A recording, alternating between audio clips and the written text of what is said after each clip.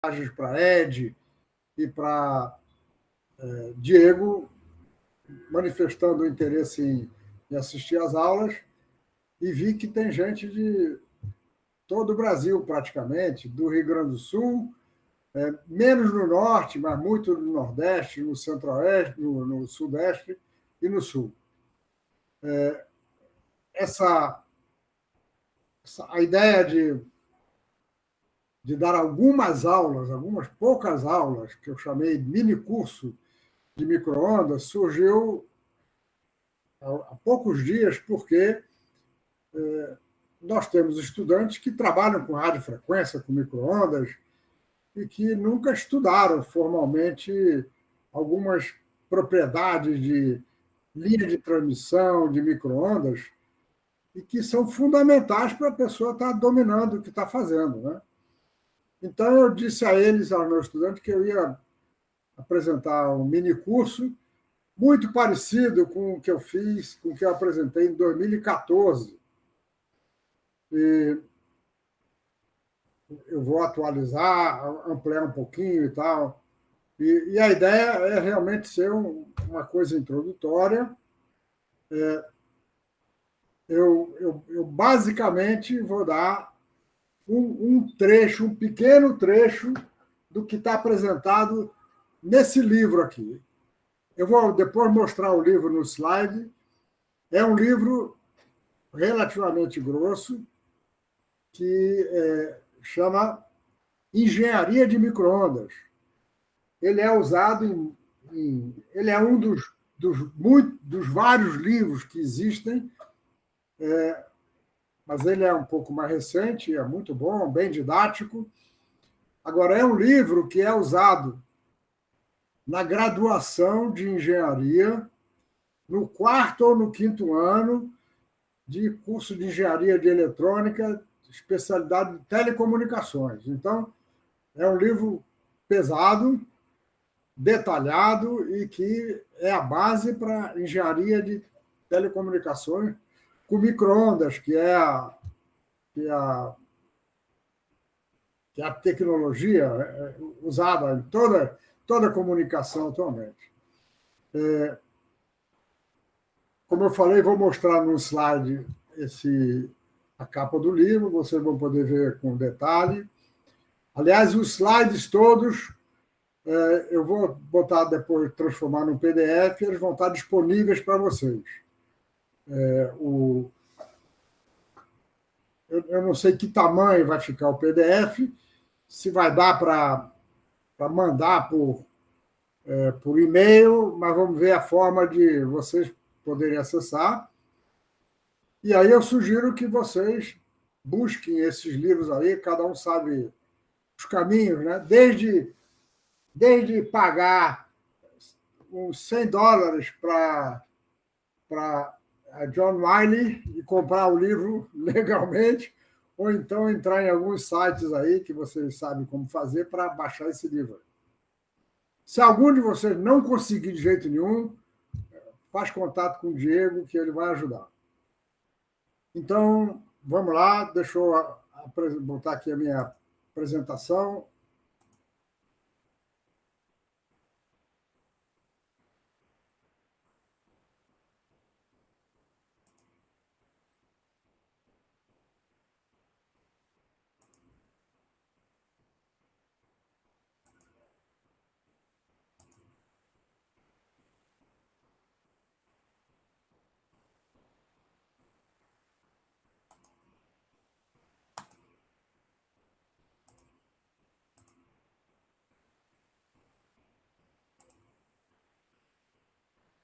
Estão vendo aí, não é?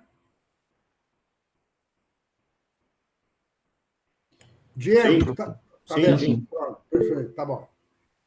Então vamos lá. Como eu disse, que nós vamos fazer uma breve introdução às técnicas de linha de transmissão em microondas.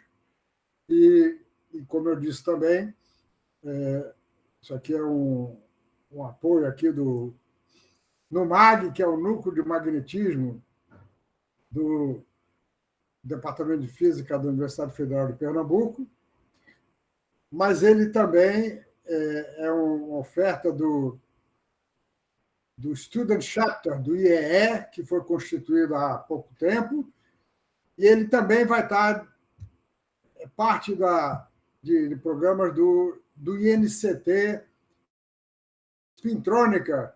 Joaquim, depois me manda o logo do INCT de Spintrônica para eu colocar aqui também, tá certo? Perfeito, professor. Estamos trabalhando na confecção desse logo. Pronto, assim que tiver, eu vou botar aqui também. Ou seja, é um esforço coletivo para estudantes aprenderem noções básicas que são importantes para várias medidas que vocês estão fazendo. Esse aqui é um sumário do minicurso, que vai ter 5, mais provavelmente 6 aulas. Aqui eu botei 5, mas eu já vi que vou precisar colocar alguma coisa a mais, então provavelmente nós vamos ter 6 aulas, sempre nas quartas-feiras, às 10 horas. Como eu falei, elas vão ser gravadas, vão estar disponibilizadas no YouTube. Então, quem não puder assistir essa hora, pode assistir qualquer uma outra hora. Nós vamos fazer uma interrupção daqui a 2 semanas e meia, 3 semanas, porque vamos ter o encontro de outono da Sociedade Brasileira de Física sobre matéria condensada em Ouro Preto. Joaquim, que está aqui conosco, é um dos organizadores, então eu vou estar lá, muitos de nós vamos estar lá, então nós vamos interromper, não teremos aula no dia 24, vamos pular o dia 24 de maio, e como eu falei, eu acho que essa data aqui vão mudar um pouquinho. Mas hoje nós vamos cobrir esses tópicos que estão aqui. Vai ser uma aula com muitas figuras, é uma aula mais introdutória, mas vamos começar já com as equações de linha de transmissão e nós vamos aprofundar essas equações na próxima aula, a aula da semana que vem.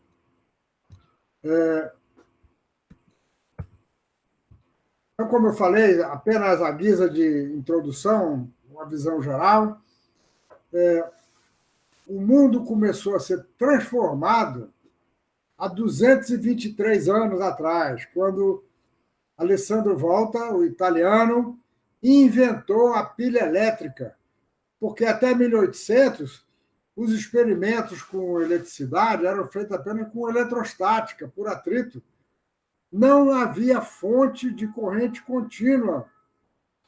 Volta inventou a pilha elétrica, que, como sabe, é formada então por uma pilha, um empilhamento de materiais com potenciais de contato diferentes. Então, aparece uma diferença de potencial na interface, aí tem outro aqui, de modo que as diferenças de potencial vão se somando, como elas são pequenas, para a gente chegar a alguns volts, é preciso empilhar várias delas. Isso aqui foi o esquema das primeiras pilhas. Atualmente elas não são exatamente assim, mas a ideia básica é mais ou menos a mesma. E daí o nome pilha, chama pilha porque é um empilhamento de materiais.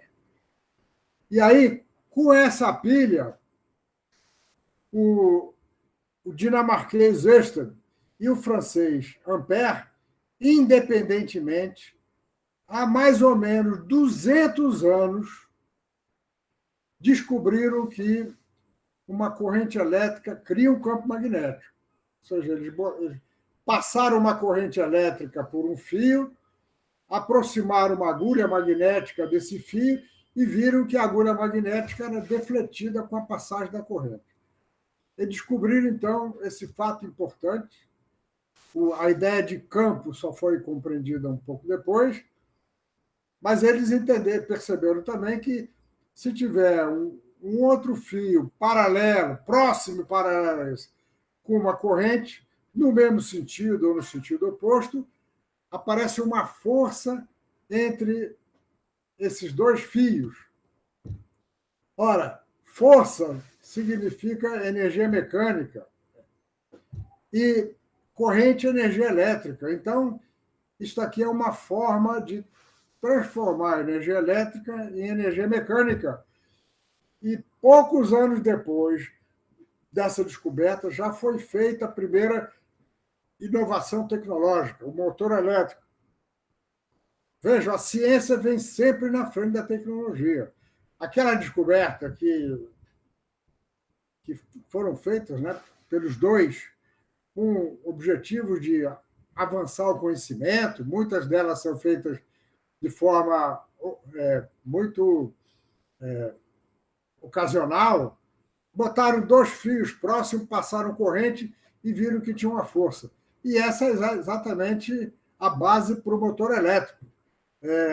A corrente no estator ou no rotor cria um campo magnético e, tendo então no outro uma outra corrente elétrica, isso aí permite transformar a energia elétrica em energia mecânica. E, como vocês sabem, o motor elétrico passou a ser fundamental para muitas aplicações. Os físicos começaram logo a procurar o efeito recíproco, porque a reciprocidade é uma característica importante da física. Então, eles pensaram, ora, se corrente elétrica cria força campo magnético, será que campo magnético cria corrente elétrica? E foram precisos mais 20 anos para que, independentemente, Faraday,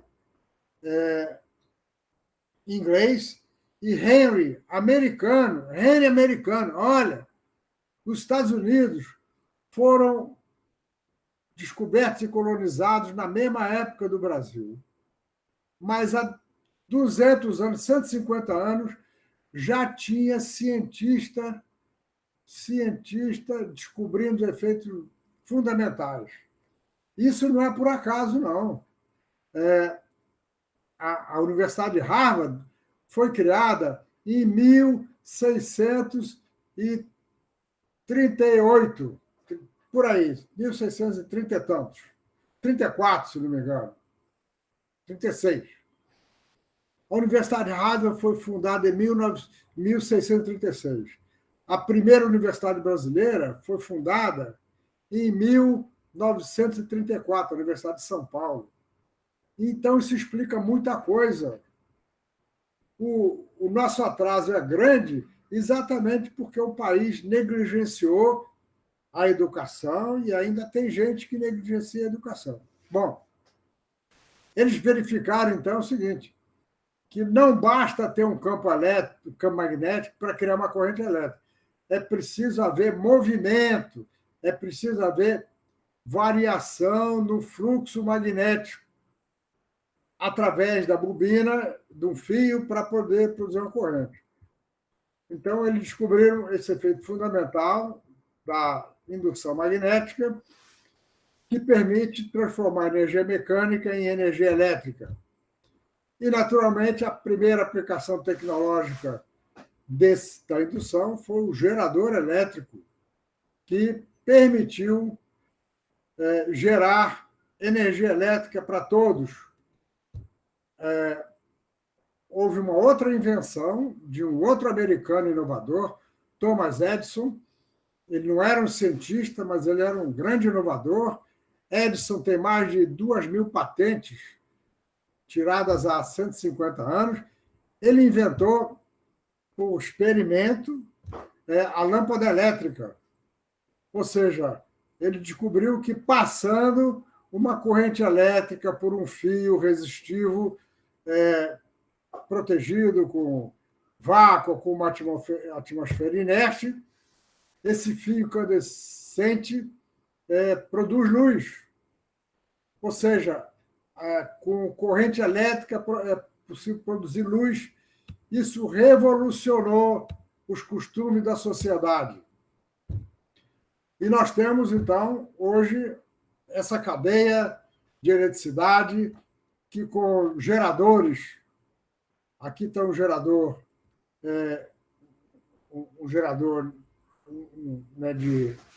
movido a fluxo de água, mas, como você sabe, podemos ter gerador movido a turbina eólica, várias outras formas diferentes, e ele gera, então, energia que pode ser transmitida a grande distância.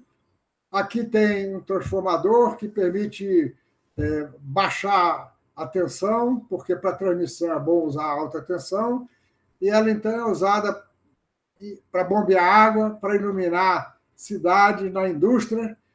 E como grande parte de vocês aí trabalha com magnetismo, eu quero chamar a atenção de que aqui tem material magnético, aqui tem material magnético, aqui tem material magnético. Materiais magnéticos são usados para inúmeras aplicações, como vocês bem sabem. E a energia elétrica tornou-se imprescindível para a humanidade. Eu gosto de mostrar essa imagem, que é formada por várias imagens de satélite, que mostra o papel da eletricidade, e ele mostra também a má distribuição da riqueza no mundo. A riqueza está concentrada no centro, nordeste e no oeste dos Estados Unidos, na Europa Ocidental, no Japão. Olha o Japão, essa ilhota, 110 milhões de habitantes, como está iluminada. A China cada vez mais iluminada. E olha a América do Sul, que coisa triste. A iluminação. E a África, então, pior ainda. A iluminação é um indicador importante do desenvolvimento das sociedades. Bem, o fato é o seguinte: a lei de Faraday, que foi elaborada inicialmente na forma integral, a variação do fluxo do campo magnético vai dar a integral de linha do campo elétrico, e a lei de Ampère, que veio do experimento de Ampère e Einstein, uma corrente cria um campo magnético, e a circulação do campo magnético é igual à corrente. Está faltando um termo, naturalmente. Esse termo foi colocado, faltou o sinal mais aqui, esse termo foi colocado por Maxwell, pela intuição de cientista. Maxwell, o cientista escocês, escreveu um livro há 150 anos, está fazendo 150 anos esse ano, exatamente esse ano. Juntou o que se conhecia da indução e da lei de Ampère e estabeleceu as equações, que são chamadas equações de Maxwell, na forma diferencial. Essa equação daqui, como vocês sabem, na forma diferencial vai dar rotacional do campo elétrico, é menos 1 sobre C, dB dt. Maxwell percebeu que para ter uma certa reciprocidade aqui, era preciso, como eu falei, falta o sinal mais aqui, era preciso acrescentar esse termo aqui, aliás, puxar para a esquerda, acrescentar esse termo, e essa equação aqui vai dar, então, origem na forma diferencial, a rotacional de H é 1 sobre C, derivada de D em relação ao tempo, 4π sobre C, J. Estou usando unidades do CGS. Os engenheiros não usam mais o CGS, eles só usam o Sistema Universal, MKS, mas a maioria dos físicos continua usando o sistema CGS. É bom usar os dois. É importante vocês se familiarizarem com os dois, porque os dois são importantes. E a conservação de carga vai dar essa equação. Divergência de D é 4πρ, ρ é a densidade de carga elétrica. Como não existe carga magnética, o equivalente para o magnetismo da divergência de B igual a zero. Essas equações, então, explicam tudo do magnetismo clássico. Se nós pegarmos as equações de Maxwell e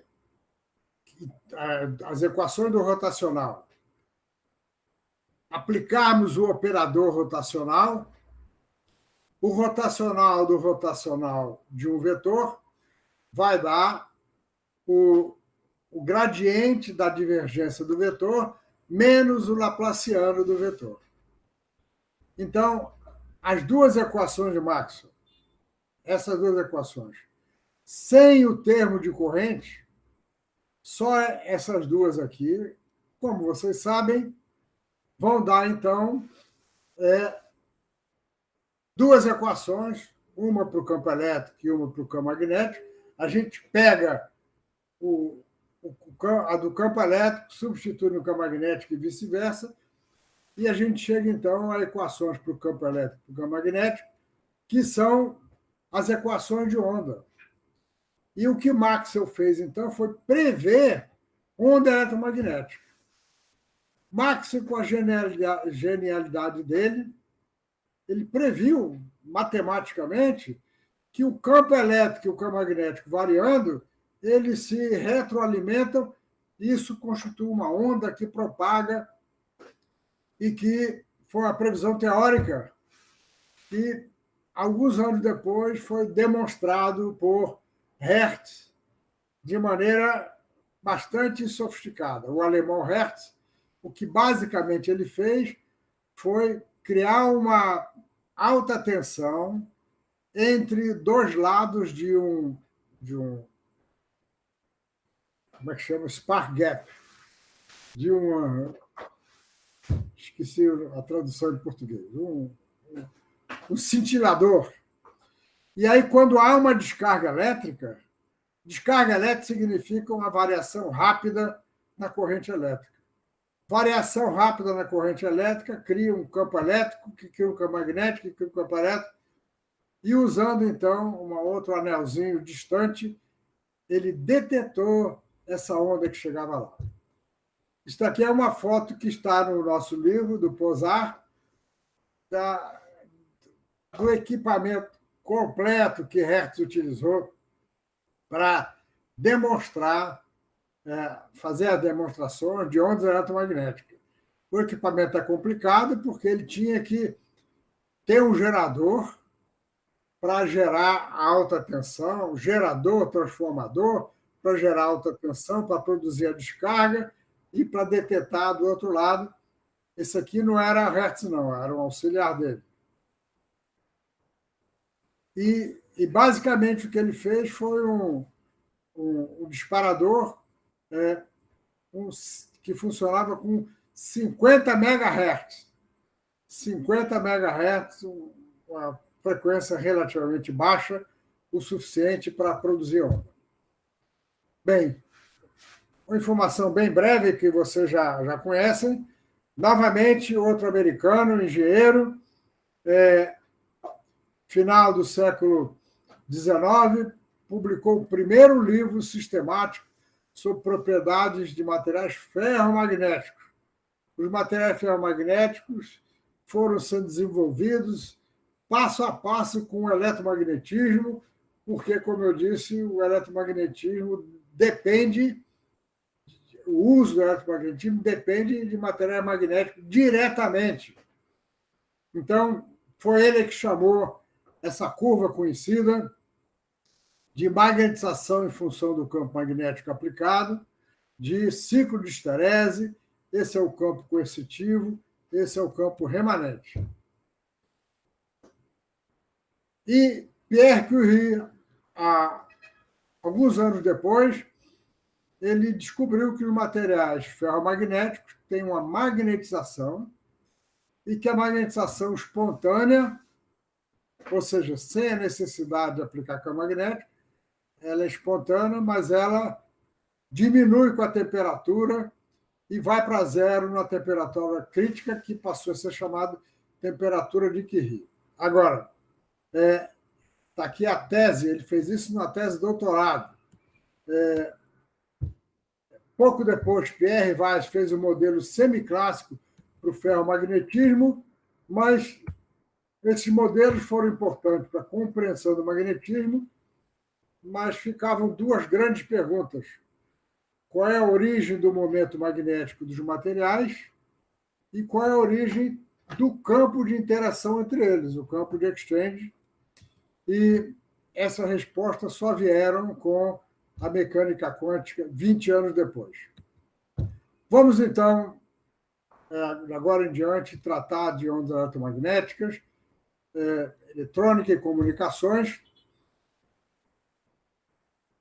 Quando Hertz provou a existência de onda eletromagnética, o que aconteceu é que os engenheiros trabalharam para simplificar a forma de produzir uma onda eletromagnética, porque eles entenderam que a onda eletromagnética se propaga à distância e ela podia ser uma forma de transmitir informação, telecomunicações. E foi um italiano, Marconi, um engenheiro italiano, que fez o primeiro telégrafo sem fio, usando as ondas que não eram chamadas ondas eletromagnéticas, eram chamadas ondas hertzianas, porque Hertz é que mostrou as ondas. Aliás, elas foram chamadas ondas hertzianas até há poucas décadas atrás. Esse nome agora praticamente desapareceu. E o que ele fez? Ele percebeu que, ao fazer uma chave que é usada pelo telégrafo, e fazer com essa chave uma corrente pulsada, essa corrente pulsada pode ser usada, então, para modular um gerador de onda eletromagnética que vai à distância e que pode ser detectado à distância. Até então, a comunicação elétrica era feita por fio de telégrafo, como que é usado até hoje em telefone. Ainda é usado em telefone, mas não vai demorar muito para desaparecer quase que completamente. Vamos ver. Em 1901, Marconi conseguiu fazer a transmissão por código Morse através do Oceano Atlântico e ele recebeu o Prêmio Nobel de Física. Ele não fez nenhuma descoberta em física, mas ele fez uma aplicação fundamental da física e, felizmente, o Comitê Nobel entendeu que o que ele fez foi tão importante para a física que ele ganhou o Prêmio Nobel em 1910. Pessoal, eu não falei no começo da introdução, daqui a pouco vamos entrar em equações e vocês podem me interromper a qualquer hora para fazer perguntas, observações. Olha, tudo isso era muito limitado porque a única forma de produzir corrente elétrica era através do gerador e a única forma de controlar a corrente elétrica era através de chave elétrica, não tinha outra forma. Até que um americano, novamente um americano, não é à toa que a gente tem hoje a Google aí dominando o mundo, né? E querendo dominar a ferro e fogo, e as companhias americanas, os americanos têm realmente uma capacidade de inovação muito grande, porque fazem isso há mais de 200 anos. E, com isso, uma geração de inovador inspira outros inovadores. E é esse processo que começa a acontecer no Brasil, de maneira lenta, mas está acontecendo. Nós temos hoje a Embrapi financiando cada vez mais empresas startups e cada vez mais estudantes formados fazendo a sua startup. Porque até 30 anos, qualquer estudante que formava em engenharia e física, a única coisa que ele pensava era arranjar um emprego público numa universidade, ou numa repartição pública, ou numa empresa. Os estudantes não pensavam em ser inovadores, porque essa prática praticamente não havia no Brasil. Era um suicídio. Era considerado um suicídio profissional a pessoa não ter um emprego e ficar tentando inventar coisas. Isso está mudando e tem que mudar cada vez mais. Bom, Lee De Forest inventou o primeiro triodo. Está aqui o triodo, a reprodução do triodo de Lee De Forest. Ele tem três conexões. Aqui está uma e aqui estão duas. E, basicamente, o que ele tem é o seguinte: um cátodo é aquecido, esses eletrodos chegam as conexões chegam a eletrodos no interior de uma campânula a vácuo, evacuada, e os elétrons são emitidos por um cátodo aquecido, são atraídos por uma placa que tem um potencial positivo em relação ao cátodo, e eles passam por uma grade. A grade é grade mesmo, é uma malha de fios, eles passam entre elas, e essa grade recebe uma tensão negativa, em geral, para repelir os elétrons. Então, se a gente varia a tensão na grade, o que ela faz é controlar o fluxo de elétrons. Então, a ideia fundamental da válvula é isso, é controlar uma corrente que passa daqui para cá por meio de uma tensão que a gente aplica na grade. Está aqui. Isso permite o quê? Permite controlar a corrente, permite fazer amplificação e chaveamento. Está aqui um esquema de um amplificador simples. Olha, os nossos cursos de graduação, eu acho que tem uns problemas, principalmente para quem vai ser físico experimental. Eles praticamente não têm disciplina de eletrônica, de linha de transmissão, de micro-ondas. Então, nós precisamos, de alguma forma, de introduzir a eletrônica no terceiro ano de graduação. Em muitos lugares do mundo, os cursos de física também não têm, mas os estudantes que querem fazer física experimental, eles vão na engenharia eletrônica e fazem uma disciplina lá. Aqui no Brasil nós temos esse problema, os departamentos são estanques, os currículos são estanques, os estudantes não têm muita oportunidade de cruzar as fronteiras, e nós precisamos trabalhar para vencer isso. Eu estou falando isso para vocês, que vão ser professores, e também para colegas nossos aí, que já são professores. Nós precisamos fazer mudanças. Tudo que eu vou apresentar para vocês hoje,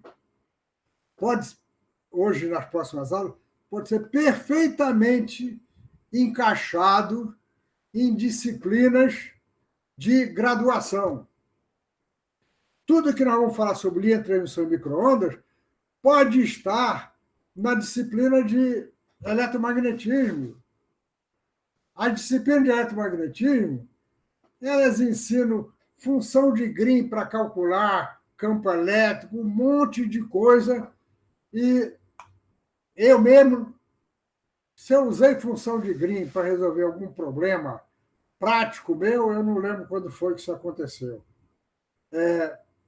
Mas eu, na verdade, estudei eletrônica porque originalmente eu fiz curso de eletrônica. Agora, o que eu estou dizendo para vocês, estudantes, que quando vocês começam a entrar no laboratório, estão fazendo experimento, de alguma forma vocês têm que dedicar um tempo e entender mais de eletrônica, de linha de transmissão, de micro-ondas, assim por diante.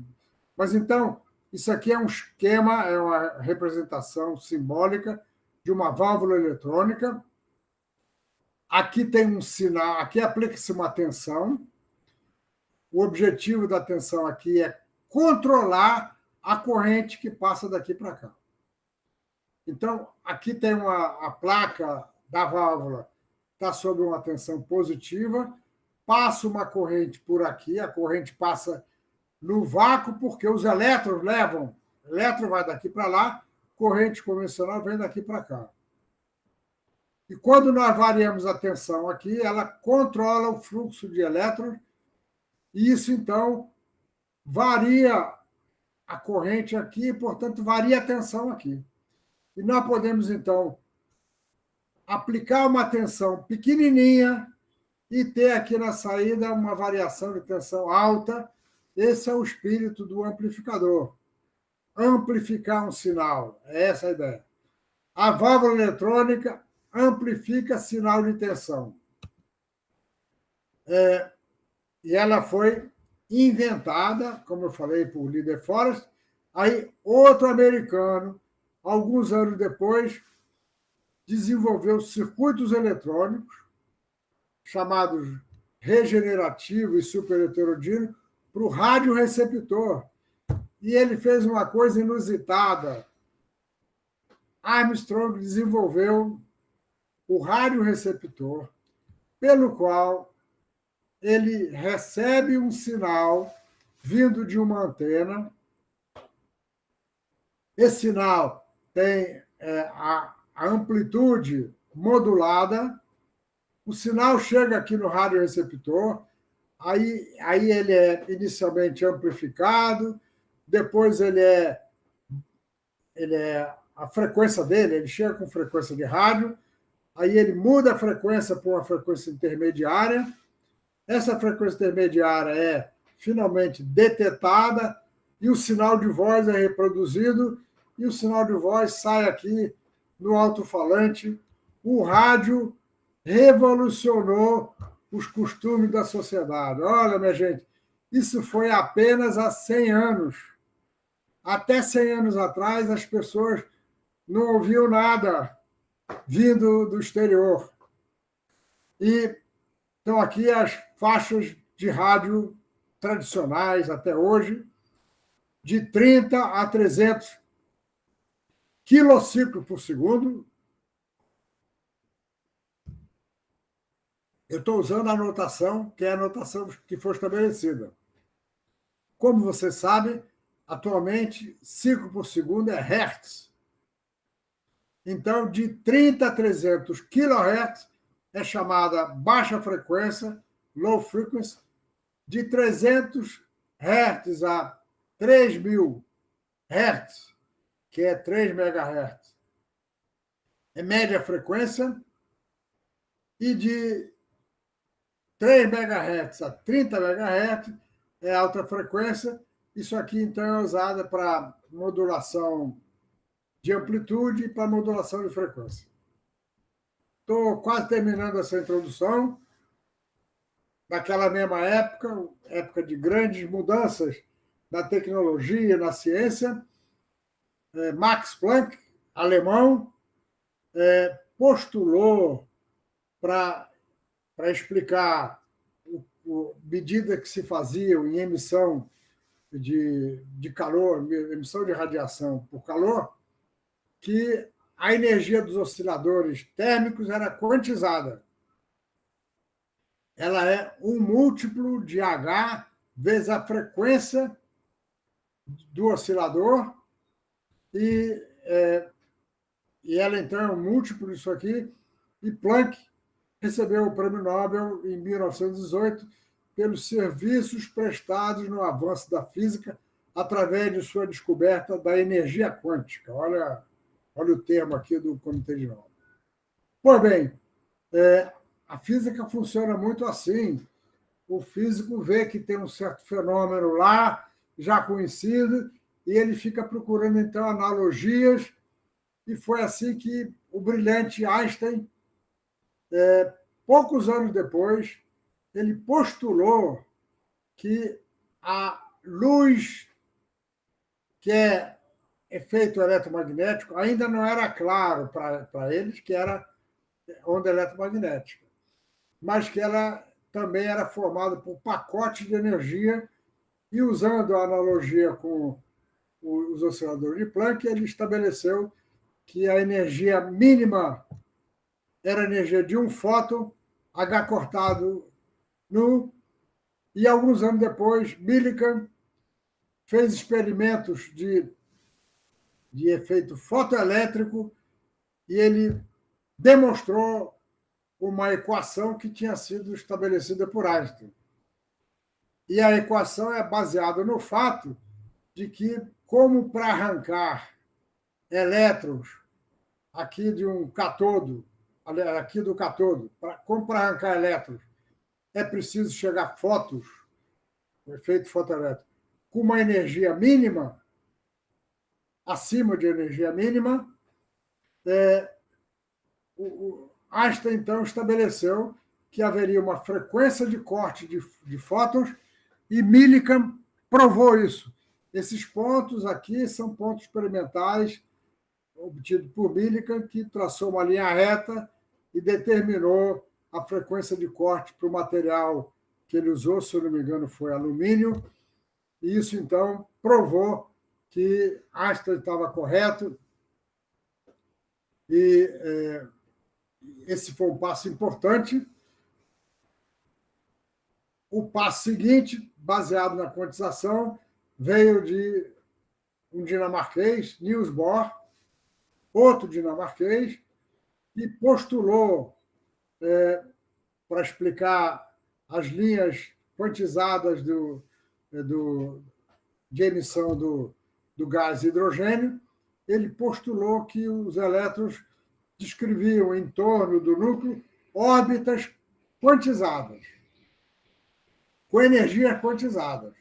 E a diferença das energias é, então, proporcional a H vezes a frequência, e Bohr ganhou o Prêmio Nobel em 1922 pelo serviço na investigação da estrutura dos átomos e da radiação emanada por ele. E, finalmente, então, com uma descoberta depois da outra, entraram em cena este alemão e este austríaco, que brilhantemente, de forma independente, estabeleceram a mecânica quântica.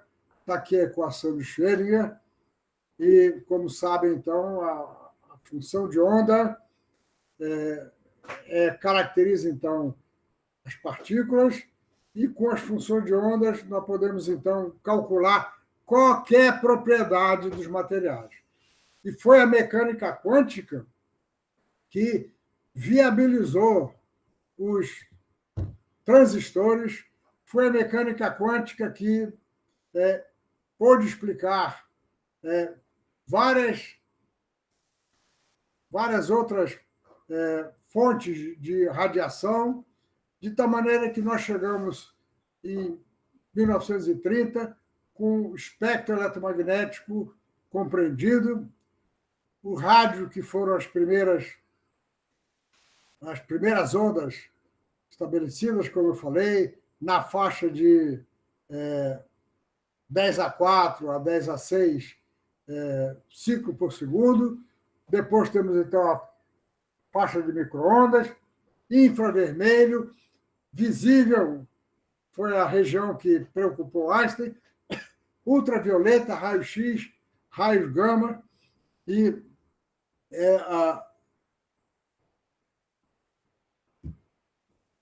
nós temos, então, aqui essa figurinha ilustrando as várias estruturas na qual essas radiações são emitidas, absorvidas e compreendidas.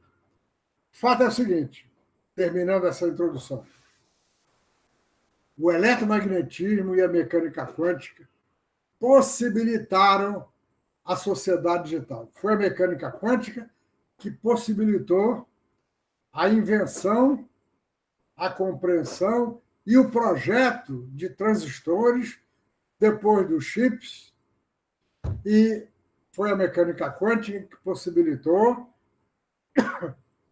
a compreensão da radiação eletromagnética pela matéria, à base dos lasers. Foram os transistores e os chips que possibilitaram computadores pessoais, os smartphones, os tablets e assim por diante. E toda a internet é baseada nisso. Nós só estamos aqui conversando agora porque a internet, como vocês sabem muito bem, é exatamente feita possível porque as ondas eletromagnéticas carregam a informação em torno de todo o globo e daqui para fora, e o processamento da informação, tanto a geração dela quanto a deteção, ela é feita por esses dispositivos eletrônicos, optoeletrônicos, cada vez mais sofisticados, e que vão se desenvolver mais ainda com a inteligência artificial. Nossa, aí também sendo estúpido, né? Alguma pergunta aí? Não. E com a inteligência artificial, muita coisa vai acontecer nas próximas décadas. Vocês terão a oportunidade de vivenciar muitas dessas transformações. Eu esqueci, a introdução não está acabando, ela falta um pouquinho. Passaram anos e os ingleses desenvolveram um sistema chamado de Chain Home para detectar aviões. Veja, foi em 1939. Havia a iminência do início da Segunda Guerra Mundial.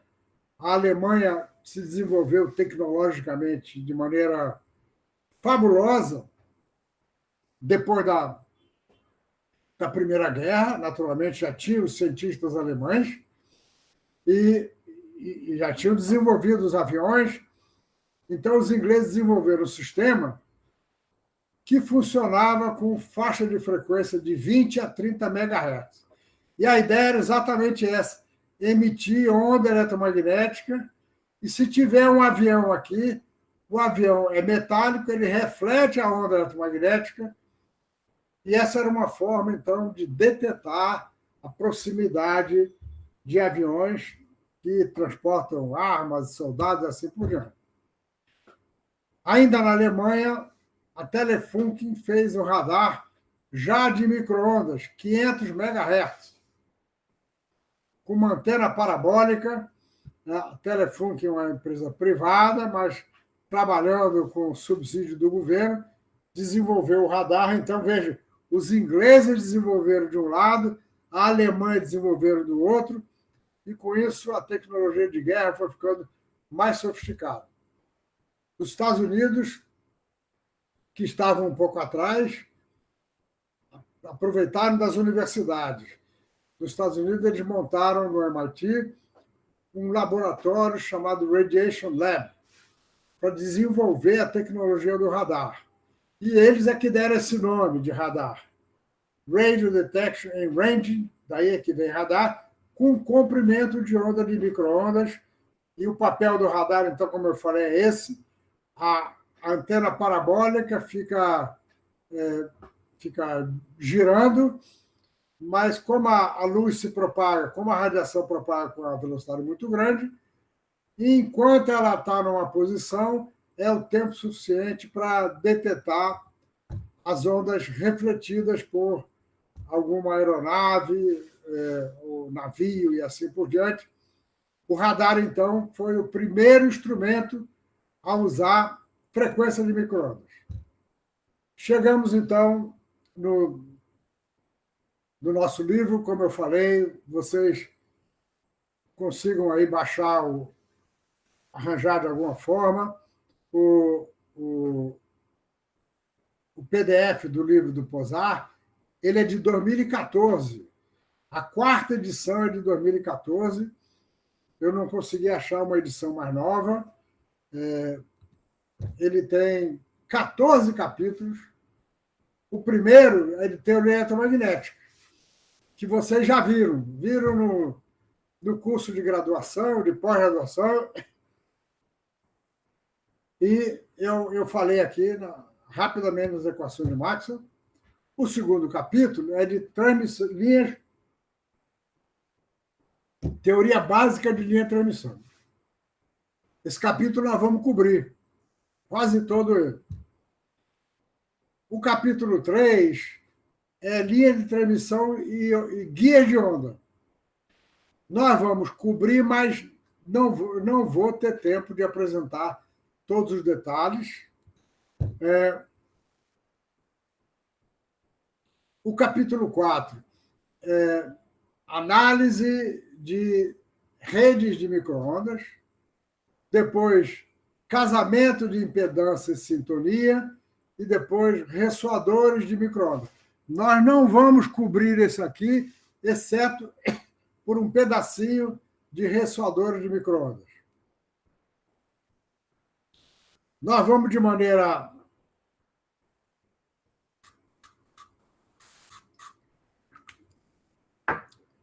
maneira sucinta apresentar divisores de potência e acopladores direcionais. Vamos pular filtros. Vamos também vamos mencionar, mas não vou poder chegar na teoria com detalhe, de componentes ferrimagnéticos.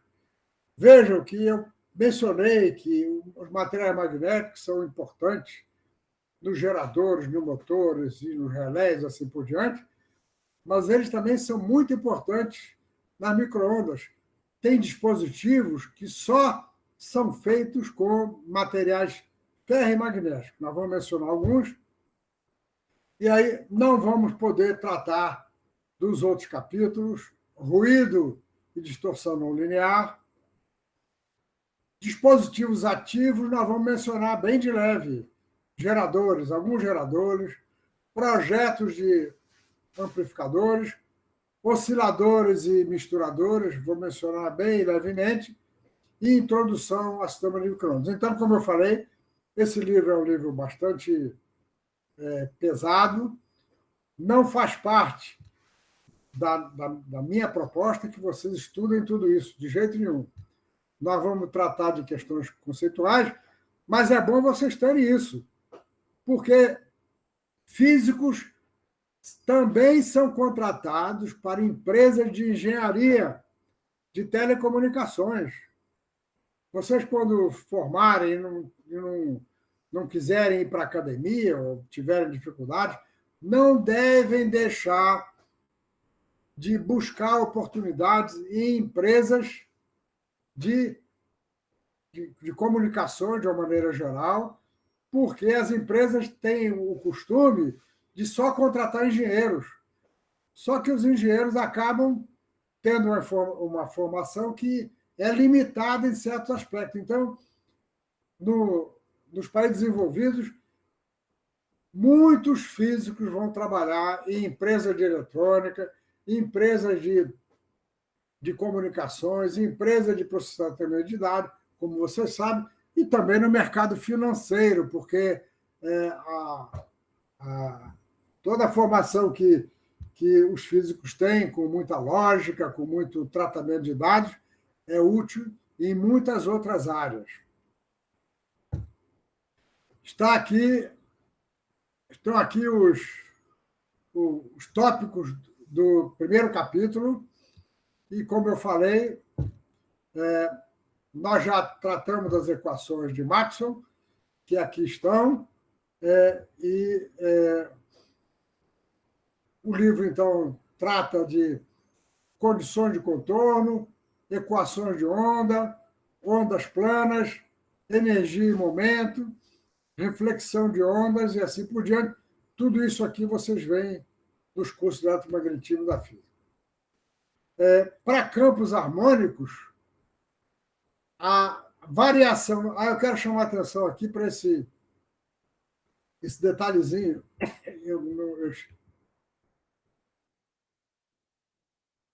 É muito comum na engenharia, em vez de usar uma seta, usar apenas uma barra. Isso é para ganhar tempo, porque você, quando faz isso, e a gente até algum tempo atrás tinha que fazer tudo isso à mão, né?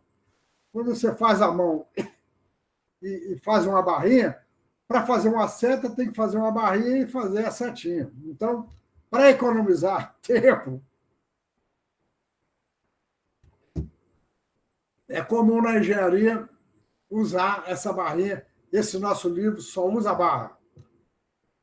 Outra coisa, para campos harmônicos, a gente introduz, então, a notação complexa de que o campo, em função do espaço e do tempo, é a parte real de um campo complexo, que é esse aqui, é elevado a J ômega T. os engenheiros, em vez de usar a unidade imaginária I, eles usam J. E a razão disso é porque I é corrente elétrica. Essa é a razão fundamental. Então, eles usam J, e vocês vão precisar acostumar, lendo o livro, com o J e com essa barrinha aqui em cima. Esse é o capítulo 1, então. Mas ainda no capítulo 1, essa figura é do livro, a faixa de frequência que vai desde a baixa frequência, LF, até a luz visível, tem as várias faixas LF, Low Wave Radio, a faixa de comunicação por modulação de amplitude, AM, a faixa de onda curta. As ondas curtas eram muito usadas em rádio de onda curta para se comunicar à distância. Os radioamadores tinham rádio com processamento de onda curta, porque você, com a onda curta, consegue chegar a uma distância maior. Aqui a área de frequência modulada, faltou esse sinalzinho. Aqui a área de VHF, Very High Frequency, que é usada para TV. Não, está aqui o FM. A rádio FM é um pouco mais adiante. Aí nós chegamos em 300 MHz. 300 MHz é o início da chamada faixa de micro-ondas. Aí nós chegamos de 300 MHz a 3 GHz. Aqui é 30 GHz, aqui é 300 GHz. Isso aqui, então, é a faixa chamada de micro-ondas, e micro-onda porque o comprimento de onda é pequenininho. Aqui o infravermelho distante, infravermelho e luz visível. É importante chamar a atenção que aqui tem uma região, veja, isso aqui é 3 vezes 10 a 11. Então, 3 vezes 10 a 12, isso aqui tem uma região, então, que a gente chama de terahertz. Terahertz region. O nosso livro trata de maneira bem ampla de infravermelho distante. O terahertz está se tornando cada vez mais importante para a física e para algumas aplicações. Então, essas faixas de rádio e TV estão aqui as várias faixas usadas para diversas comunicações. Outras aplicações, telefonia celular nos Estados Unidos, de 824 a 894 MHz. Na Europa, 880 a 960. Aqui é a faixa para GPS. O GPS que troca informação por onda eletromagnética, com a rede de satélites que está lá em cima, ele também usa micro-ondas. E o forno de micro-ondas que a gente usa para aquecer comida e também outras coisas, funciona numa faixa de frequência muito estreita, em torno de 2,45 GHz. Quando eu estudei micro-ondas, já faz um tempinho, faz 50 anos, o quente da micro-ondas era o radar. Ele era radar e algumas pequenas aplicações. Ele não era usado para telecomunicações de maneira ampla. Então, um dia, um professor mencionou que a micro-ondas podia ser usada para aquecer comida. Eu fiquei tão decepcionado com aquilo, porque a gente aquece comida com fogo, é uma coisa tão banal, né? Com fogo, com forno. Usar uma coisa tão sofisticada como micro-ondas para aquecer comida é um desperdício muito grande. Nunca imaginei que a aplicação pela qual a micro-ondas é conhecida na sociedade, em todo mundo, é exatamente pelo forno de micro-ondas. Você fala em micro-ondas, a pessoa só pensa no forno, não sabe de mais nada.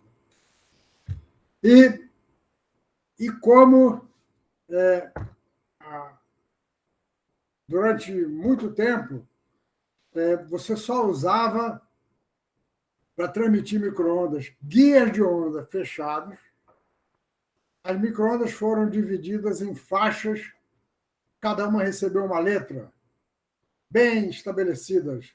De 1 a 2 GHz é a banda L, de 2 a 4 a banda S, a banda X é uma das mais comuns, a de 8 a 12, e assim por diante.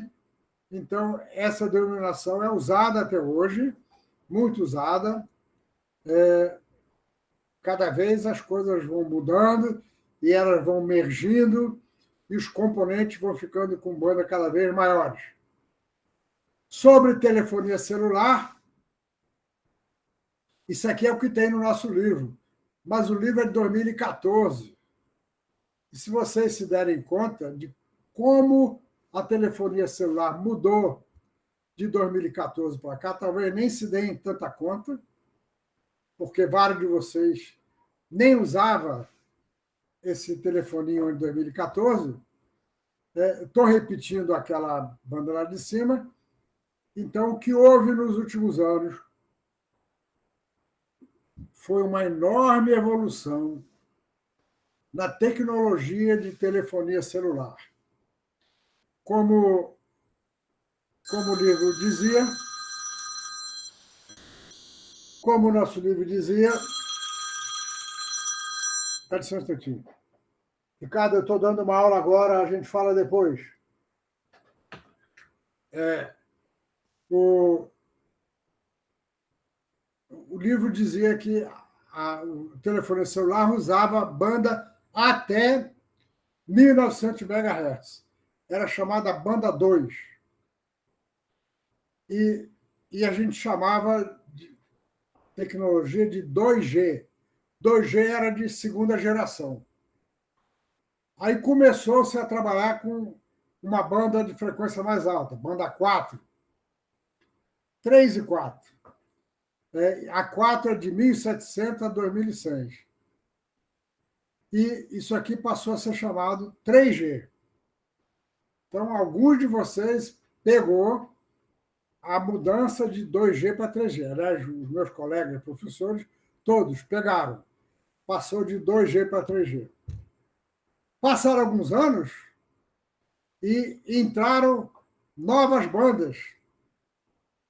E entraram, então, está aqui, banda de frequência mais altas.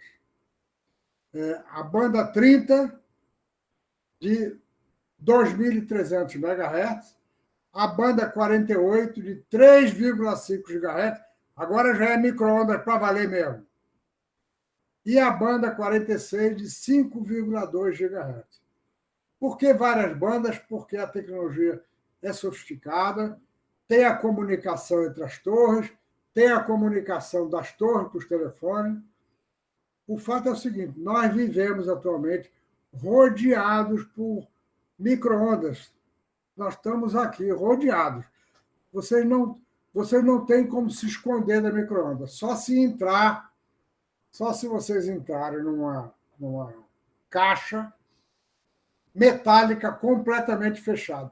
Até no elevador hoje a micro-ondas entra, e entra porque a capa do elevador é feita de aço inoxidável. E o aço inoxidável ele não reflete tudo. Se ela fosse feita de uma chapa de cobre, hoje não teria sinal de micro-ondas. Mas a tecnologia evoluiu tanto nesses anos que as micro-ondas são usadas o tempo todo nas comunicações e, como vocês sabem, a tecnologia 5G está chegando aí. Tem uma disputa feroz. A China, que está desenvolvendo com uma velocidade enorme, a Europa e os Estados Unidos, e aí cada um desenvolve o seu, usa as suas faixas e estabelece os seus padrões e tem uma competição, naturalmente, nisso. Mas a tecnologia 5G pretende usar até 47 GB. Com 47 GB tem o seguinte, o alcance é maior, mas também a barreira é maior. Porque, como vocês sabem, quando uma onda vem e ela encontra um poste, por exemplo, pelo efeito de difração, ela passa pelo poste, ela encontra do outro lado. Mas se o comprimento de onda for muito menor do que a largura do poste, ela não passa. Então, a tecnologia de comunicações tem muitas dificuldades. Uma delas é, naturalmente, como gerar a micro-ondas com um dispositivozinho que dá para botar dentro do telefone. É um negócio fenomenal. E só existe graças à mecânica quântica. E como utilizar isso para o processamento e como utilizar, então, para muitas aplicações que tem e que são necessárias hoje. Nós, em particular do magnetismo, temos um interesse grande nas micro-ondas, porque, como vocês sabem, o movimento do spin no campo magnético é um movimento giroscópico e um spin no campo magnético, o spin do material magnético no campo magnético, ele precessiona uma frequência que é 2,8 GHz por kHz. Então, com 3 kHz, a gente está em 9 GHz, praticamente, que é a banda X de micro-ondas. E, aplicando o campo de micro-ondas no spin, a gente, então, excita a precessão do spin e tem também a absorção de micro-ondas. Essa é a introdução básica. Vamos, então, entrar um pouquinho, bem rapidamente, mais 20 minutos. Eu pretendo fazer com que as aulas sejam de 90 minutos, 1h30, e depois de 90 minutos eu já estou cansado e vocês não aguentam mais, certo? Capítulo 2. Nós vamos cobrir grande parte dele. A aula de hoje nós vamos ficar nesses 2 ou 3 primeiros, depende quando chegar às 11h30. O modelo de parâmetros concentrado para uma linha de transmissão. Esse é o primeiro passo. Como fazer um modelo para uma linha de transmissão? Aí vamos entender também como é que a gente pode fazer uma análise de uma linha de transmissão por meio dos campos elétricos e magnéticos. E vamos, então, já considerar a propagação numa linha de transmissão sem perdas. Esses são os 3 tópicos das 3 sessões da aula de hoje.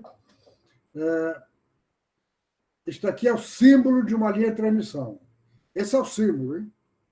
Isso aqui serve para 2 fios paralelos, mas também serve para um cabo coaxial. Esse aqui é o símbolo da linha de transmissão.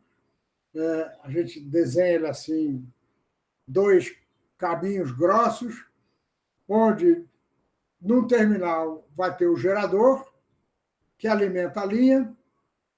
No outro tem a carga.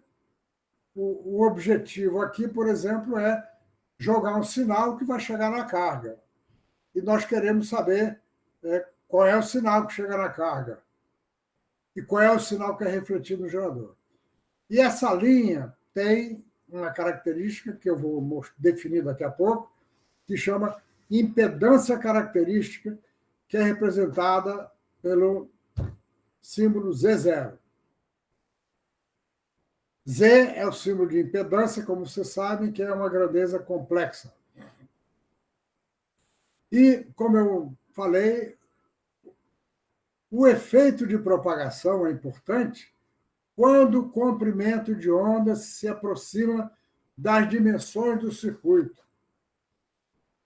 Ou seja, quando eu tenho um circuito com uma dimensão maior, pouco maior, mas maior, comparável com o comprimento de onda, o efeito de propagação tem que ser considerado. Porque quando a gente estuda um circuito simples, circuito qualquer de corrente alternada, a gente considera que o gerador aplicado a um capacitor ou um resistor tem efeito instantâneo no capacitor ou resistor. Efeito instantâneo só existe quando a frequência é baixa. Se a frequência é alta, existe propagação. Propagação significa atraso, ou seja, nada é instantâneo na propagação. Então, aqui, tipos de linha de transmissão. 2 fios paralelos, 2 placas paralelas, uma placa metálica separada de um plano metálico por uma placa isolante. Isso aqui é chamado uma linha de fita, um microstrip, um cabo coaxial, que a gente tem um cabo metálico, aqui outro cabo metálico, e para eles não se tocarem, tem que ter aqui dentro um material dielétrico, né, um cilindro dielétrico, um guia retangular, um guia de onda retangular. Aqui um guia retangular, mas com esses obstáculos. Rigid quer dizer, não vou lembrar o nome em português, isso aqui é usado para certas propriedades, que alguma hora a gente vai mencionar. Aqui está um guia de onda circular, também é uma linha de transmissão. E um cilindro dielétrico. Uma onda também se propaga num cilindro dielétrico e, portanto, o cilindro dielétrico é uma linha de transmissão. Então, existe uma variedade de formas físicas para linhas de transmissão. O que nós vamos fazer agora, nos 2 primeiros capítulos, vale para qualquer uma delas. Está aqui, então, uma linha de transmissão. Agora eu começo a usar figuras do próprio livro.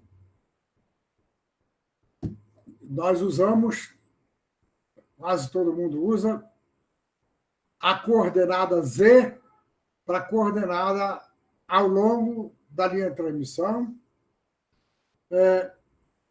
Nós usamos, então, corrente. A corrente varia ao longo de Z e varia no tempo. É lógico que ela também varia em X e Y, mas como a corrente está concentrada aqui, então a variação X e Y nela é jogada fora, praticamente. A gente considera a corrente é integral da densidade de corrente em X e Y. Então, nós consideramos que a corrente e a tensão são funções apenas de Z e de T. Se nós considerarmos uma pequena região ΔZ, se essa região for muito menor do que o comprimento de onda, eu posso modelar esse trecho ΔZ da seguinte maneira. O fio tem uma resistência. Então, se eu chamo de R a resistência por unidade de comprimento, R ΔZ é a resistência equivalente daqui. Além de resistência, ele tem uma indução, uma indutância. Certo? Uma corrente alternada passando por um fio vai produzir um campo magnético alternado que vai produzir uma corrente induzida, e esse é o conceito de indutância. Então, se L é a indutância por unidade de comprimento, L ΔZ é a indutância desse trecho aqui. Então, associados ao fio, ao longo do fio, nós temos essas duas grandezas. Agora, também temos efeitos entre os fios. Nós temos uma capacitância. Entre os dois fios tem uma capacitância.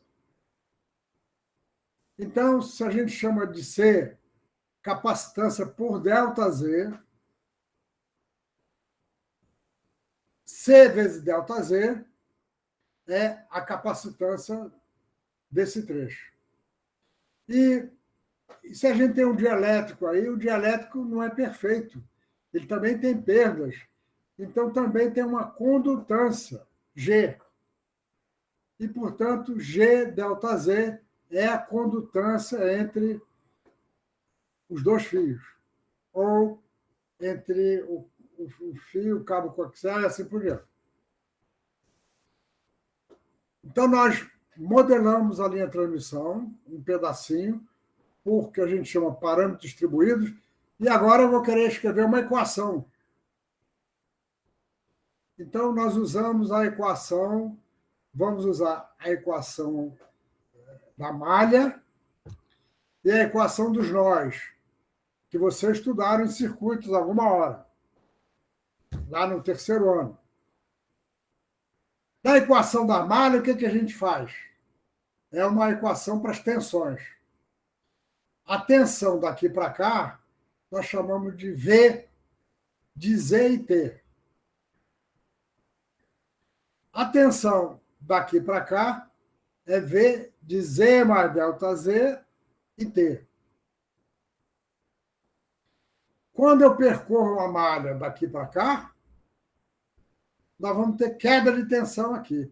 A queda de tensão aqui é a corrente I vezes R ΔZ, e a queda de tensão na indutância é I vezes L ΔZ. Então, a equação das tensões é essa. V de ZT, que é essa daqui, menos R ΔZ e ZT, menos L ΔZ, derivada de I em relação ao tempo, porque é assim que é a tensão na indutância, menos essa tensão aqui, porque eu estou vindo daqui para cá. Essa é a equação das tensões para essa malha, e é uma equação, então, para um pequeno trecho da linha de transmissão. Nós também temos a equação, a equação das correntes. A equação das correntes diz que a soma das correntes que chegam no nó é igual à soma das correntes que saem do nó. Então, está chegando aqui a corrente. O nó é esse aqui. Né? A corrente vai passar. A maneira pela qual a corrente passa daqui para cá é por esses dois elementos. Então, chega a corrente aqui, I de ZT, menos G ΔZ, V. Por quê? V vezes G é V vezes a condutância. V vezes G ΔZ é V vezes a condutância. E V vezes a condutância é a corrente. Menos, novamente, a relação entre a tensão e a corrente vem por meio dessa equação do capacitor. Menos I, aqui é a corrente em Z mais ΔT, e, portanto, eu venho daqui para cá e eu tenho que descontar da corrente as dois componentes que atravessam para o outro lado. Então, nós temos duas equações, e como o nosso problema é descobrir a relação entre tensão e corrente, eu preciso de duas equações. Então, aqui as duas equações. Agora, o que nós vamos fazer? Dividir por ΔZ, as duas. Se a gente divide a primeira por ΔZ, vamos ficar com... Aqui eu tenho V menos V de Z mais ΔZ. Isso aqui é o ΔV. Eu passo por outro lado, o ΔV, e ΔV por ΔZ, no limite que ΔZ vai para zero, é a derivada. É dρ de V dz. E como o ΔZ sumiu daqui, isso aqui vai ficar simplesmente RI e isso aqui vai ficar L DI dt. E da equação das correntes, novamente, I de Z mais ΔZ menos I de Z é o ΔI. Eu passo para o outro lado, ficou positivo. Isso aqui vai dar dρ de I, dρ de Z, é menos GV menos C dV dt. E olha o nome que deram para essa equação há 80 anos. Menos um pouco. Aliás, mais um pouco. 100 anos. Chamada equação do telegrafista. Porque essa era a grande aplicação da onda magnética, era permitir a comunicação por telégrafo, código Morse. Essas são as duas equações básicas do... Eu estou um pouquinho atrasado, gente, mas eu divergi um pouco. Vou precisar de mais 10 ou 15 minutos hoje. O livro mostra como deduzir a equação do telegrafista, as equações do telegrafista, a partir das equações de Maxwell. Eu vou apenas simplificar muito. O livro mostra por uma situação física geral. Eu vou simplificar, considerando um cabo coaxial, em que a linha de campo elétrico são radiais, as linhas de campo magnético são circulares. Então, aqui as duas equações de Maxwell. Eu agora tenho que, a partir dos campos, calcular a tensão e a corrente.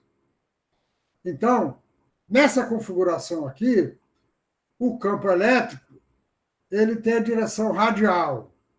O nosso livro, em vez de usar R para componente radial, ele usa ρ. É comum também no livro de engenharia. Usar ρ, φ, Z para coordenadas cilíndricas. O R é mais usado para coordenadas esféricas. Então, essa equação daqui, rotacional de E, como só tem componente ρ, o rotacional só vai dar uma derivada. dρ de E ρ dz menos J ômega mi Hφ. O campo só tem componente φ. Isso aqui em coordenada cilíndrica, vocês já fizeram isso mais de uma vez. O rotacional de H vai dar derivada da componente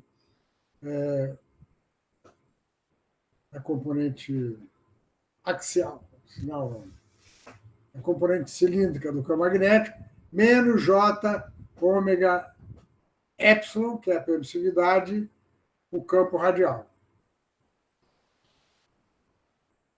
E como vocês sabem, no cabo coaxial, o campo ele varia com a componente, com as coordenadas radiais somente na forma 1 sobre ρ, e ele vai variar ao longo de Z. Então, a gente chama ele de essa função de H de Z. Esse H aqui não tem nada a ver com o campo magnético, não. É uma função qualquer. E como a tensão é integral do campo elétrico ao longo do raio, a tensão em função de Z vai dar essa função de Hz, não sabemos ainda qual ela é, logaritmo de B sobre A, onde B e A são os raios dos cilindros do cabo coaxial. E como o campo magnético só tem componente φ, a gente diz, mas também varia com sobre ρ, no cabo coaxial, nós escrevemos que Hφ é uma outra função de G, G de Z sobre ρ, e a corrente, por esta equação daqui, por essa equação não, pela integral dessa equação, que vai dar exatamente a lei de Ampère, o I de Z é 2π essa função G de Z, simplesmente sem nenhuma dependência radial. Então, nós temos aqui o cabo coaxial, as duas componentes do campo elétrico e do campo magnético. Estão aqui as equações de Maxwell. Como eu tenho, como nós escrevemos o campo elétrico como sendo H sobre ρ,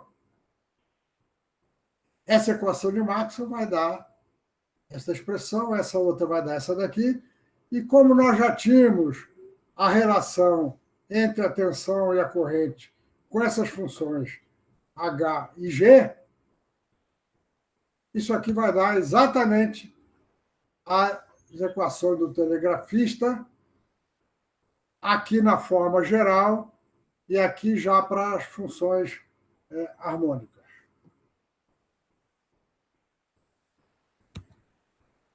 Então, estão aqui as equações do telegrafista, numa linha sem perdas. Nós vamos inicialmente focar em linha sem perda, R igual a G, que é igual a zero, não tem perdas, e, nesse caso, nós ficamos simplesmente com, da primeira equação, dV dz é menos L dI dt. E da segunda, dI dz é menos C dV dt. Eu posso agora derivar isso em relação a Z, aí vai aparecer dI dz. Mas dI dz está aqui, então eu pego isso e substituo aqui. Pronto. Chegamos a essa equação. Derivada segunda de V em relação a Z é L vezes C. Derivada segunda de V em relação a T. Isso aqui é a equação de ondas. Certo? D2V dz2 é 1 sobre V ao quadrado. D2V dt2. A mesma coisa para a corrente, onde V é exatamente 1 sobre raiz de LC. É a velocidade de fase da onda na linha de transmissão. Então, numa linha de transmissão está implícito que a tensão e a corrente são fenômenos ondulatórios. E isso aqui faz muita diferença se a gente apenas considerar que nós temos um circuito elétrico comum. Não é um circuito elétrico comum, é um circuito elétrico com propagação. Está aqui a equação de onda novamente. A solução geral para uma onda, como vocês sabem, são funções onde essa aqui é uma função qualquer, simples, sem que seja derivável. É uma função de Z menos VFT. Ou seja, a forma com que ela varia com Z e T é simplesmente essa forma daqui.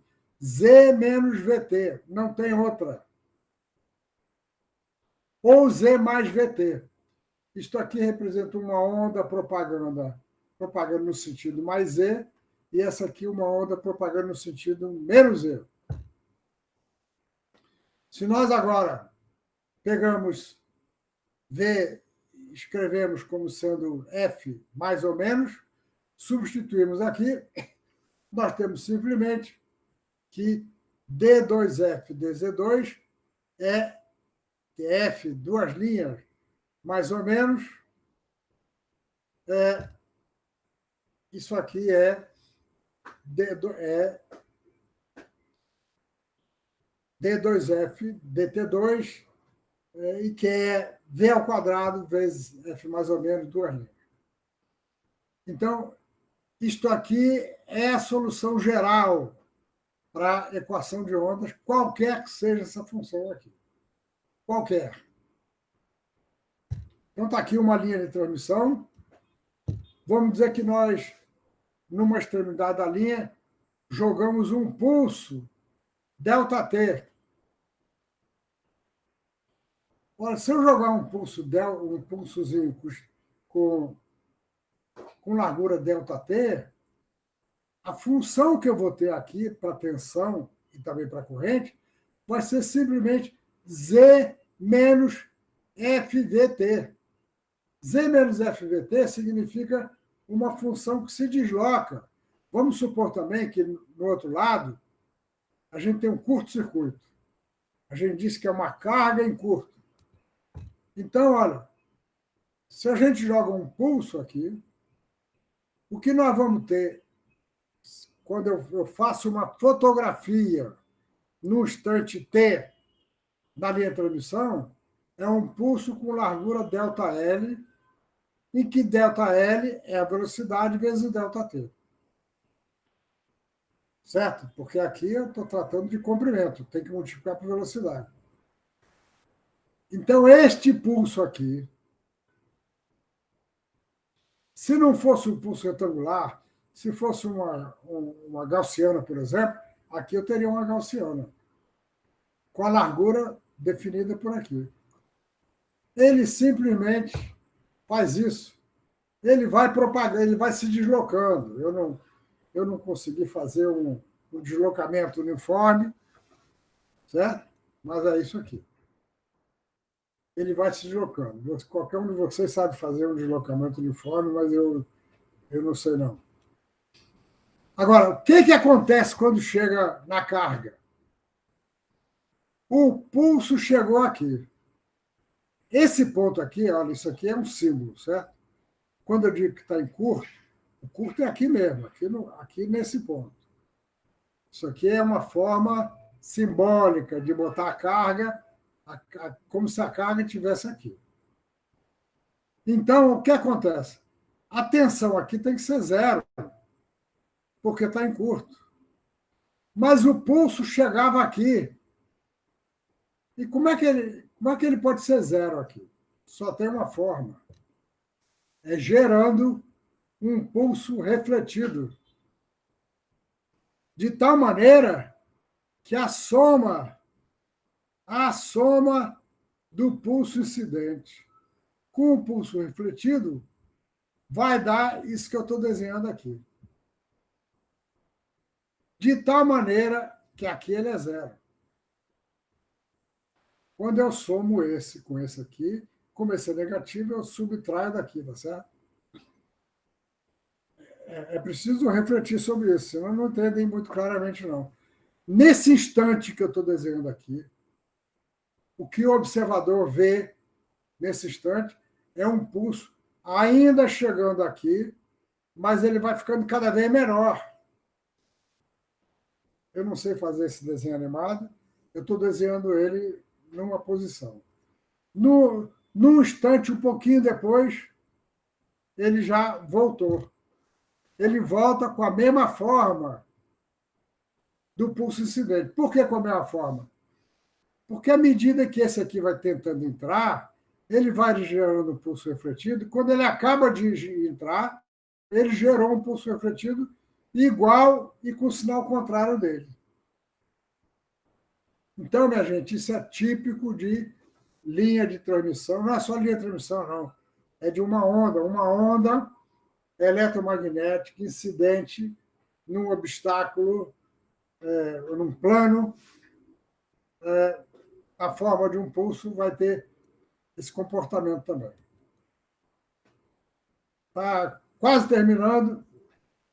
Se nós tivermos estação harmônica. Estação harmônica significa dizer variação no tempo com cosseno de ômega t.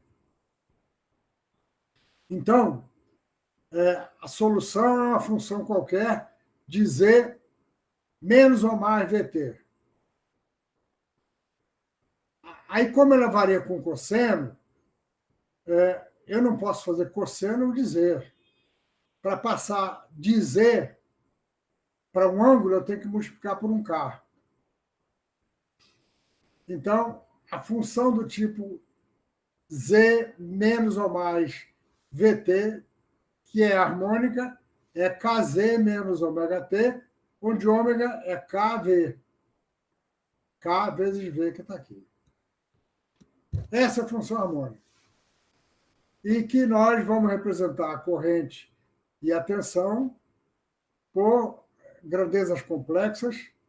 A corrente, em qualquer posição, em qualquer instante, é a parte real do que a gente chama corrente complexa, é elevada a J ômega T. Corrente complexa porque ela é caracterizada por uma amplitude e por uma fase. E a tensão é a mesma coisa, real de VZ é elevado a J ômega T. As equações do telegrafista para essa corrente e essa tensão vão dar agora essa que eu estou escrevendo aqui para tensão complexa, só para essa parte daqui. É implícito que ela está variando com J ômega T. dV, dZ é menos R mais J ômega L vezes I. E DI, dZ é menos G mais J ômega C, V. As equações telegrafistas para funções harmônicas. A partir dessa, eu vou querer obter uma derivada, uma equação, só para ver. O que eu faço? Eu derivo essa aqui a segunda vez, aí vai aparecer DI, dZ.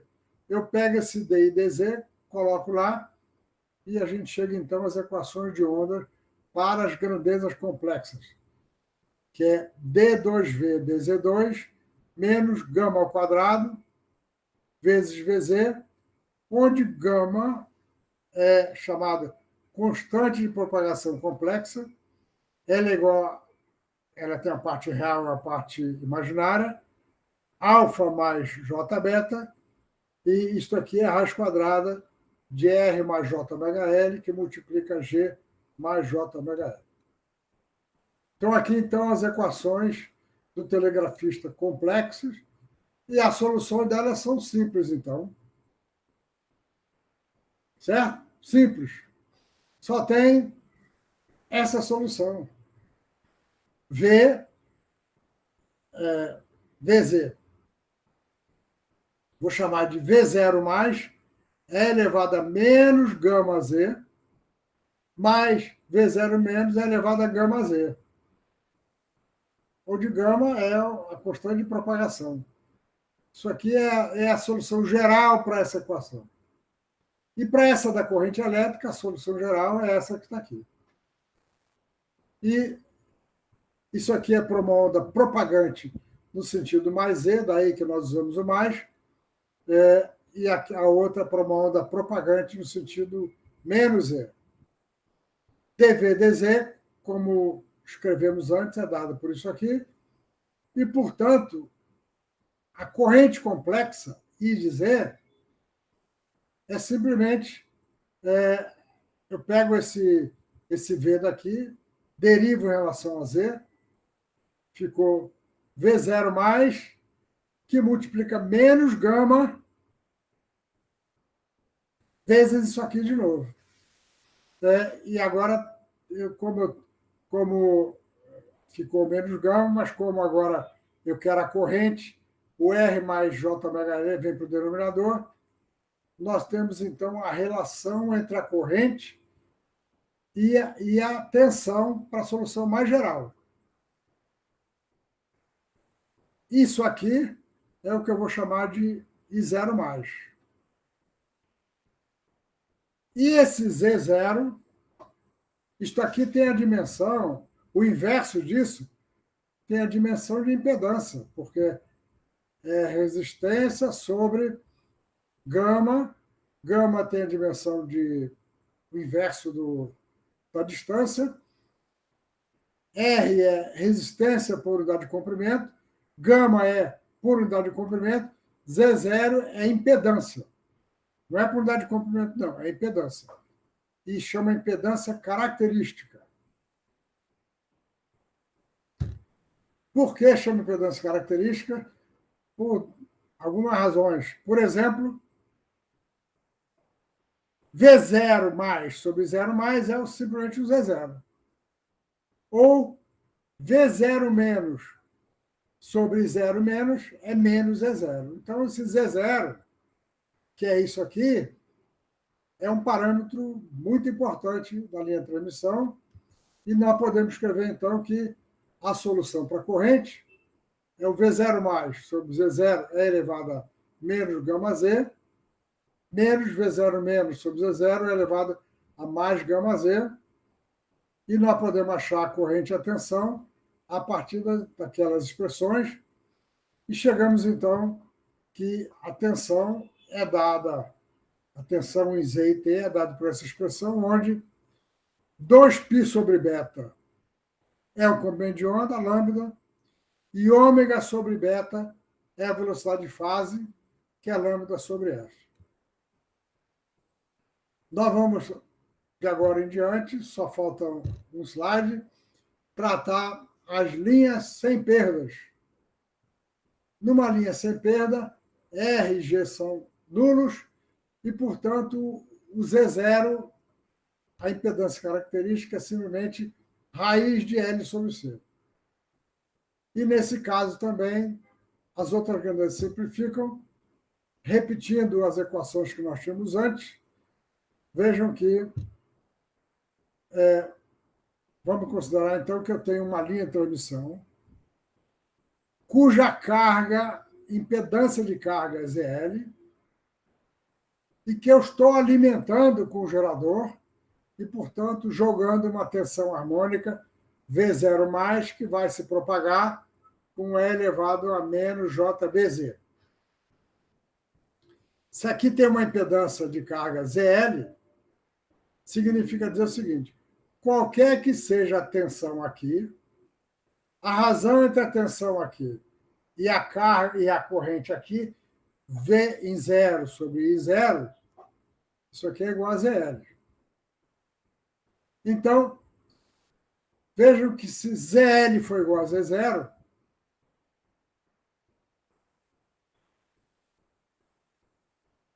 se ZL for igual a V0, e Z igual a 0, V sobre I é o próprio V0 sobre I0. Então, V0 menos é igual a 0, porque o V é simplesmente o V0+. Então, esse é o resultado importante da interpretação da impedância característica. A impedância característica é tal que, se eu terminar a linha de transmissão com uma impedância que seja igual à impedância característica, não tem reflexão. A maioria dos cabos coaxiais que tem no laboratório tem impedância característica de 50 ohms. 50 ohms. Se você terminar com uma resistência de 50 ohms, toda a onda incidente é absorvida e não tem reflexão. Se você terminar para qualquer outro valor, vai ter reflexão.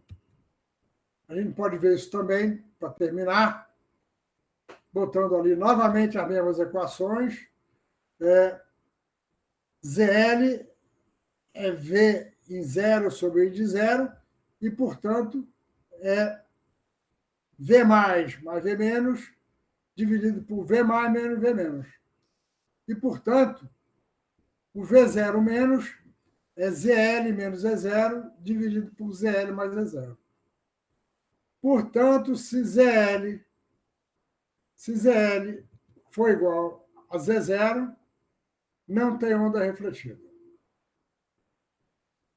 E a razão entre a tensão refletida complexa, com amplitude e fase, dividido pela tensão refletida, é chamado coeficiente de reflexão de tensão, gama, é ZL menos E0, dividido por ZL mais E0, e a gente vê, então, que gama é igual a 0, se ZL é igual a Z0.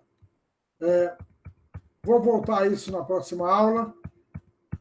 Parei por aqui. Vou, então, voltar fazer uma recordaçãozinha, voltar um pouquinho e prosseguir com a análise de campos. casos especiais e carta de Smith. Agora eu quero terminar dizendo o seguinte: isso aqui é um curso que vocês resolveram fazer por conta própria, não vale crédito. Não tem como dar crédito por um curso de 6 aulas. Agora, vocês só vão aprender se resolverem alguns problemas, se estudarem o livro, se resolverem o problema. Se não resolverem, não vão aprender. Então, vou sugerir a vocês fazerem o problema 2.1, 2.2. São simples. É a aplicação das fórmulas, mas tem que aplicar para poder entender. E até quarta-feira, próxima, dia 10. Como eu falei, passei hoje da hora, porque entrei em divagações. As próximas aulas vão terminar em 90 minutos. E nós vamos disponibilizar para vocês o PDF desses slides e vocês se virem para conseguir o livro. E sem o livro, não vão conseguir estudar. E eu agradeço, então, a todos a atenção e até daqui a uma semana. Espero que tenham... Estou vendo aí as palmas de vocês. Voltaremos na próxima quarta-feira, às 10 horas. Obrigado, Sérgio. Obrigado a você, padrão, a todo mundo que está batendo palma aí. Obrigado, professor. Valeu, professor. Grande abraço para vocês. Obrigado, até mais. Tchau, tchau.